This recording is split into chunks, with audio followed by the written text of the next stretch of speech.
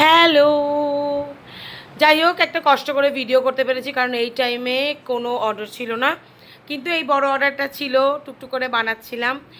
আর সবথেকে বড় কথা হলো, এই যে পুরনো কিছু কাস্টমার স্মল বাইটসের, তারা শুধু কাস্টমার না, এখন তো আমার মনে হয় ওরা আমারই ফ্যামিলি মেম্বার, এবং তাদের এতটা ভালোবাসা, এতটা ফেথ আমার সাথে আছে যে মানে এটা শুধুমাত্র ব্লেসিংসের থেকে আর কিচ্ছু কম নয়।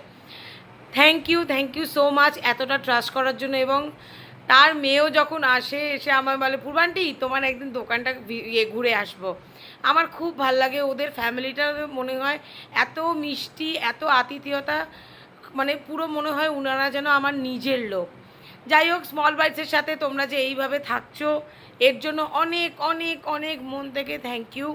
এইভাবেই পাশে থেকো। এটা ছিল এগ চিকেন পাস্তার একটা অর্ডার, হোয়াইট সস পাস্তা, সেটাই প্রিপেয়ার করছিলাম, করে এটা ডেলিভারি করেছিলাম। এর সাথে তো আমরা অরিগানো চিলি ফ্লেক্স দিই ওপরে একটু টেস্টটাকে এনহ্যান্স করার জন্য। আমি একটু চিজ দিয়ে দিচ্ছিলাম। তোমরা এইভাবেই সাথে দেখো। অনলাইনের অর্ডারটা প্রচণ্ডভাবে কমে গেছে, আমার নিজেরও একটু নেগলিজেন্স আছে।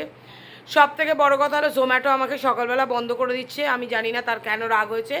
অ্যাকচুয়ালি রাগ হওয়ার কথা হলো যে আমার তো রাইসটা আমি যে দোকানে করছি না, বাড়িতে যে রাইসটা ছিল সেটা না একটু পুরনো হয়ে গেছে, মনে হচ্ছিলো গন্ধ করেছে। তো আমি যাই হোক অর্ডারটা রিজেক্ট করে দিয়েছি, কারণ আমি কাস্টমারকে খারাপ খাওয়াবো না।